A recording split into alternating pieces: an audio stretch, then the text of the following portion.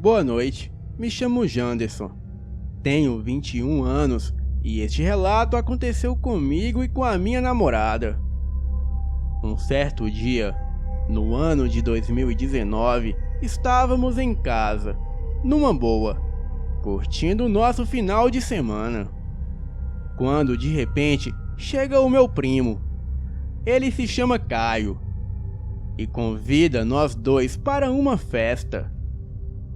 Bem, moramos em uma cidade chamada Camaragibe, em Pernambuco, e a festa aconteceria em Igaraçu, uma cidade que fica a aproximadamente 30 minutos de viagem.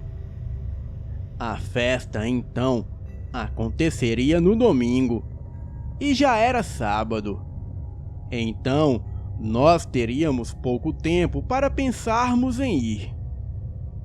E no final de tudo, decidimos ir para essa tal festa, pois o meu primo que nos convidou estava muito entusiasmado com tudo. E no dia da festa, saímos às 19 horas. A minha namorada, o meu primo, mais 2 amigos e eu. Então, pegamos a estrada sentido a Igaraçu. E chegando perto, o meu primo sugeriu que fôssemos por um atalho que ele já conhecia bastante. Mas eu não quis ir, porque a estrada era de barro e cercada de mato, e deveria ter vários buracos, e assim acabaria prejudicando o meu carro todo.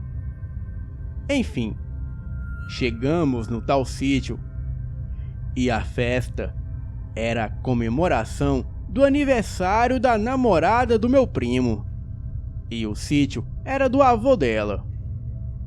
Bem, o sítio mais próximo dali era cerca de 1 quilômetro, e era abandonado. Estacionamos o meu carro, descemos, cumprimentamos as pessoas e fomos curtir a festa.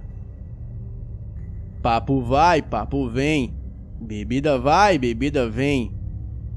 Era muita comida e muita dança, etc. E por volta de meia-noite, um pessoal começou a ir embora. Porém, para não fazer desfeita, ficamos mais um pouco. E quando deu 2 horas da madrugada, só tinha a minha namorada, o meu primo, a namorada dele e eu. Os 2 amigos que vieram conosco pegaram carona com o pessoal. Bem, ajudamos com toda a bagunça. E por volta das 3 horas da manhã já havíamos limpado tudo. Ficamos sentados na varanda, conversando e tomando algumas cervejas que sobraram. Até que a minha namorada e eu decidimos ir para casa. O meu primo disse para nós ficarmos e dormir com ele. Porém, preferirmos ir embora. E apesar de ter bebido, eu estava consciente para dirigir até a minha casa. O meu primo, então convencido que eu não ficaria, sugeriu outra vez que fôssemos pelo atalho. Então, fomos para casa e pegamos esse atalho.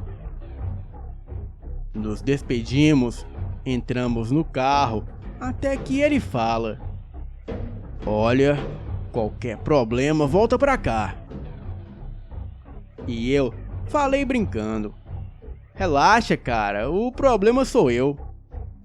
Demos risadas e saímos. Bem, eu não sabia por onde era o atalho, mas o meu primo me ensinou. E entrando pelo atalho, eu tive certeza que ali teria vários buracos. Então, não podíamos ir a mais de 40 km por hora. E ao redor dessa estradinha de barro só havia mata. E levaria cerca de 15 a 20 minutos para sair dela. Bem, Chegando na metade do caminho, eu vi uma figura negra parada na estrada. A criatura estava comendo alguma coisa. Buzinei. A criatura se assustou e correu para o mato. Eu não o vi direito. Vi apenas as costas e aquilo estava em 2 patas e comia algo. A criatura era toda negra, com mais ou menos 2 metros de altura. E o farol do carro iluminou a coisa. Continuamos o nosso caminho, nos perguntando o que seria aquilo. A minha namorada deu a opção para que voltássemos para o sítio, mas eu resolvi ir embora. Porém, eu fui devagar por conta dos buracos. Eu percebi que aquilo estava nos perseguindo pela mata. Acelerei o carro um pouco mais. E logo já estava perto da pista. E foi quando aquele monstro bate na traseira do meu carro. Mas não passou de um susto, pois logo conseguimos chegar na pista.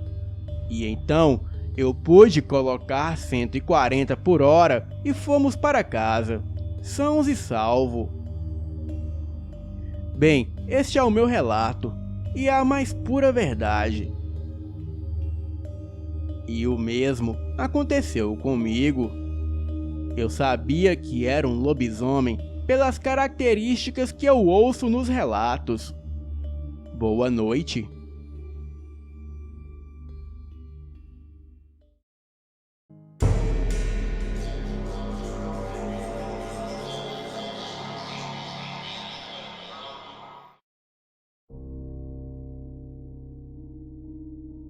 Olá, me chamo Gabriel. Moro numa cidadezinha do interior e sou do Rio Grande do Sul. Então vou contar uma história real que aconteceu comigo. Eu e a minha família nos mudamos para uma casa no meio do nada. Bem, não irei dar muitos detalhes pelo fato de muita gente daqui ver os vídeos do canal. E logo que nos mudamos, eu e o meu irmão estávamos muito bem no lugar. Porém, em uma noite de lua cheia, eu estava na rua com os meus amigos até mais tarde. E quando terminamos de brincar, todos foram para suas casas, e eu estava indo para a minha. Mas logo, uma coisa chama a minha atenção. Os cachorros da rua estavam com um jeito que não é normal. Eles latiam tanto que pareciam que iriam morrer. Eu vi alguns cachorros no meio da rua e eles estavam muito estranhos. Eles estavam acuados e latiam desesperadamente. Foi então que eu notei um homem no meio das árvores sentado no chão. Bem, eu não dei muita bola. Porém, eu notei que os cães latiam na direção daquele homem. Mas graças à luz da lua, eu conseguia o ver nitidamente. Ele tentou se levantar, mas logo caiu no chão. Os cães se acuaram e começaram a latir mais intensamente. Confesso que fiquei com medo e achei que ele havia desmaiado. E foi aí que escutei ele dando um pequeno grito de dor. Eu fui recuando o meu caminho, até ver ele se levantar e ficando meio coberto por pelos negros. As suas mãos estavam ficando maiores.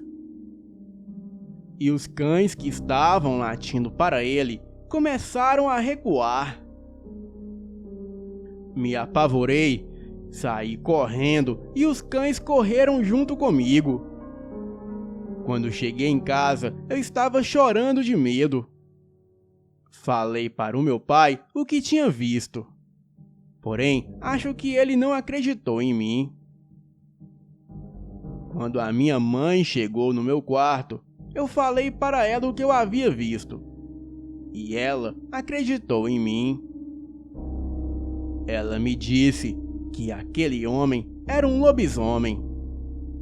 E que não é a primeira vez que as pessoas vê ele naquela região. Bem, este é o meu relato. Boa noite.